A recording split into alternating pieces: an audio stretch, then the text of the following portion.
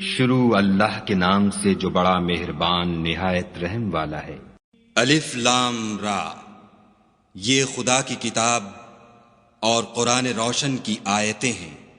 کسی وقت کافر لوگ آرزو کریں گے کہ اے کاش وہ مسلمان ہوتے۔ اے محمد صلی اللہ علیہ وآلہ وسلم، ان کو ان کے حال پر رہنے دو کہ کھا لیں اور فائدے اٹھا لیں، اور طول عمل ان کو دنیا میں مشغول کیے رہے۔ ان قریب ان کو اس کا انجام معلوم ہو جائے گا۔ اور ہم نے کوئی بستی ہلاک نہیں کی مگر اس کا وقت مرقوم و معین تھا۔ کوئی جماعت اپنی مدت وفات سے نہ آگے نکل سکتی ہے نہ پیچھے رہ سکتی ہے۔ اور کفار کہتے ہیں کہ اے شخص جس پر نصیحت کی کتاب نازل ہوئی ہے، تو دیوانہ ہے۔ اگر تو سچا ہے تو ہمارے پاس فرشتوں کو کیوں نہیں لے آتا؟ کہہ دو ہم فرشتوں کو نازل نہیں کیا کرتے مگر حق کے ساتھ، اور اس وقت ان کو مہلت نہیں ملتی۔ بے شک یہ کتاب نصیحت ہم ہی نے اتاری ہے اور ہم ہی اس کے نگہبان ہیں۔ اور ہم نے تم سے پہلے لوگوں میں بھی پیغمبر بھیجے تھے، اور ان کے پاس کوئی پیغمبر نہیں آتا تھا مگر وہ اس کے ساتھ استہزاء کرتے تھے۔ اس طرح ہم اس تکذیب و ضلال کو گناہ گاروں کے دلوں میں داخل کر دیتے ہیں، سو وہ اس پر ایمان نہیں لاتے، اور پہلوں کی روش بھی یہی رہی ہے۔ اور اگر ہم آسمان کا کوئی دروازہ ان پر کھول دیں اور وہ اس میں چڑھنے بھی لگیں تو بھی یہی کہیں گے کہ ہماری آنکھیں مخمور ہو گئی ہیں، بلکہ ہم پر جادو کر دیا گیا ہے۔ اور ہم ہی نے آسمان میں برج بنائے اور دیکھنے والوں کے لیے اس کو سجا دیا، اور ہر شیطان راندہ درگاہ سے اسے محفوظ کر دیا۔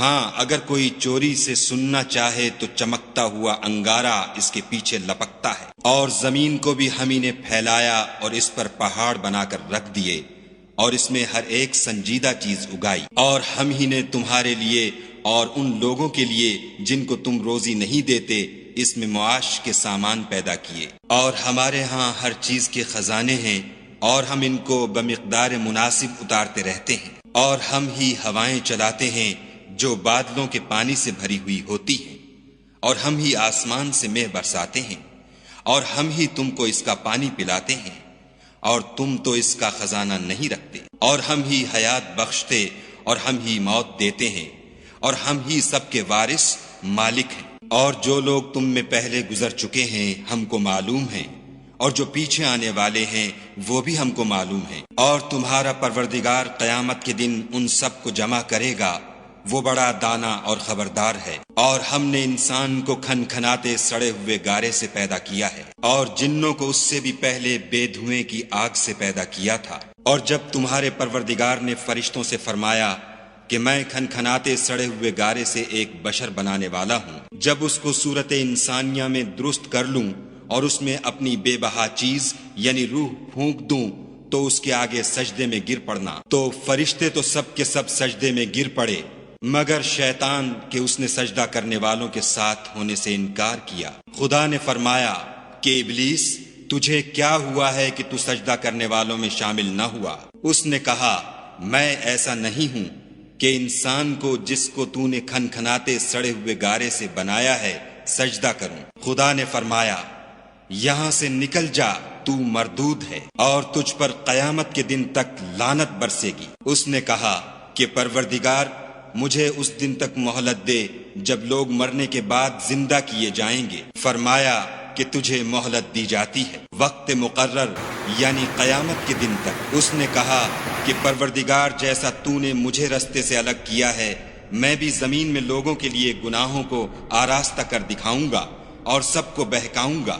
ہاں ان میں جو تیرے مخلص بندے ہیں ان پر قابو چلنا مشکل ہے۔ خدا نے فرمایا کہ مجھ تک پہنچنے کا یہی سیدھا رستہ ہے۔ جو میرے مخلص بندے ہیں ان پر تجھے کچھ قدرت نہیں کہ ان کو گناہ میں ڈال سکے، ہاں بدراہوں میں سے جو تیرے پیچھے چل پڑے۔ اور ان سب کے وعدے کی جگہ جہنم ہے، اس کے 7 دروازے ہیں، ہر ایک دروازے کے لیے ان میں سے جماعتیں تقسیم کر دی گئی ہیں۔ جو متقی ہیں وہ باغوں اور چشموں میں ہوں گے، ان سے کہا جائے گا کہ ان میں سلامتی اور خاطر جمع سے داخل ہو جاؤ، اور ان کے دلوں میں جو کدورت ہوگی ان کو ہم نکال کر صاف کر دیں گے، گویا بھائی بھائی تختوں پر ایک دوسرے کے سامنے بیٹھے ہوئے ہیں، نہ ان کو وہاں کوئی تکلیف پہنچے گی اور نہ وہ وہاں سے نکالے جائیں گے۔ اے پیغمبر صلی اللہ علیہ وآلہ وسلم، میرے بندوں کو بتا دو کہ میں بڑا بخشنے والا اور مہربان ہوں، اور یہ کہ میرا عذاب بھی درد دینے والا عذاب ہے۔ اور ان کو ابراہیم کے مہمانوں کا احوال سنا دو۔ جب وہ ابراہیم کے پاس آئے تو سلام کہا۔ انہوں نے کہا کہ ہمیں تو تم سے ڈر لگتا ہے۔ انہوں نے کہا کہ ڈریے نہیں، ہم آپ کو ایک دانش مند لڑکے کی خوشخبری دیتے ہیں۔ وہ بولے کہ جب مجھے بڑھاپے نے آ پکڑا تو تم خوشخبری دینے لگے، اب کاہے کی خوشخبری دیتے ہو؟ انہوں نے کہا کہ ہم آپ کو سچی خوشخبری دیتے ہیں، آپ مایوس نہ ہوجیے۔ ابراہیم نے کہا کہ خدا کی رحمت سے میں مایوس کیوں ہونے لگا؟ اس سے مایوس ہونا گمراہوں کا کام ہے۔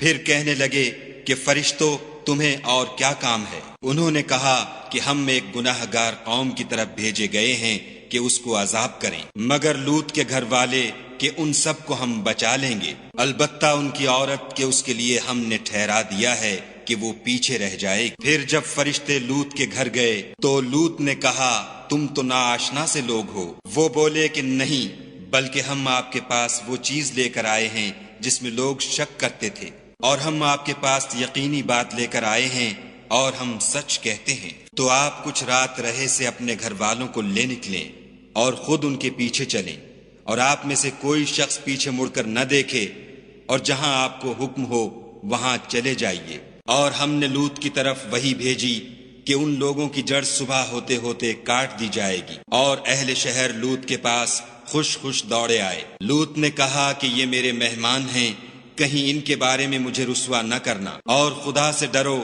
اور میری بے آبروئی نہ کیجو۔ وہ بولے کیا ہم نے تم کو سارے جہان کی حمایت و طرفداری سے منع نہیں کیا؟ انہوں نے کہا کہ اگر تمہیں کرنا ہی ہے تو یہ میری قوم کی لڑکیاں ہیں، ان سے شادی کر لو۔ اے محمد صلی اللہ علیہ وآلہ وسلم، تمہاری جان کی قسم وہ اپنی مستی میں مدہوش ہو رہے تھے، سو ان کو سورج نکلتے نکلتے چنگھاڑ نے آ پکڑا، اور ہم نے اس شہر کو الٹ کر نیچے اوپر کر دیا اور ان پر کھنگر کی پتھریاں برسائیں۔ بے شک اس قصے میں اہل فراست کے لیے نشانی ہے، اور وہ شہر اب تک سیدھے رستے پر موجود ہے۔ بے شک اس میں ایمان لانے والوں کے لیے نشانی ہے، اور بن کے رہنے والے یعنی قوم شعیب کے لوگ بھی گناہ گار تھے، تو ہم نے ان سے بھی بدلہ لیا، اور یہ دونوں شہر کھلے رستے پر موجود ہیں۔ اور وادی ہجر کے رہنے والوں نے بھی پیغمبروں کی تکذیب کی، ہم نے ان کو اپنی نشانیاں دیں اور وہ ان سے منہ پھیرتے رہے، اور وہ پہاڑوں کو تراش تراش کر گھر بناتے تھے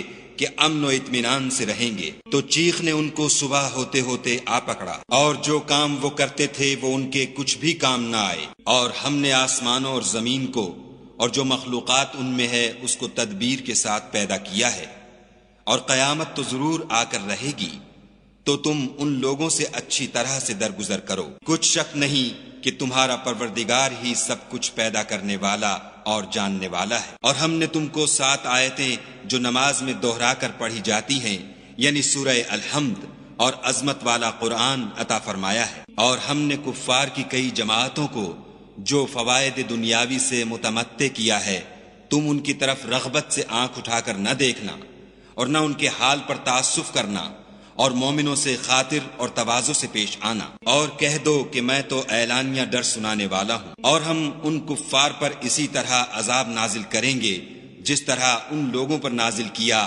جنہوں نے تقسیم کر دیا، یعنی قرآن کو کچھ ماننے اور کچھ نہ ماننے سے ٹکڑے ٹکڑے کر ڈالا۔ تمہارے پروردگار کی قسم ہم ان سے ضرور پرسش کریں گے ان کاموں کی جو وہ کرتے رہے، پس جو حکم تم کو خدا کی طرف سے ملا ہے وہ لوگوں کو سنا دو، اور مشرکوں کا ذرا خیال نہ کرو۔ ہم تمہیں ان لوگوں کے شر سے بچانے کے لیے جو تم سے استہزاء کرتے ہیں کافی ہیں، جو خدا کے ساتھ اور معبود قرار دیتے ہیں، سو ان قریب ان کو ان باتوں کا انجام معلوم ہو جائے گا، اور ہم جانتے ہیں کہ ان کی باتوں سے تمہارا دل تنگ ہوتا ہے، تو تم اپنے پروردگار کی تسبیح کہتے اور اس کی خوبیاں بیان کرتے رہو، اور سجدہ کرنے والوں میں داخل رہو، اور اپنے پروردگار کی عبادت کیے جاؤ یہاں تک کہ تمہاری موت کا وقت آ جائے۔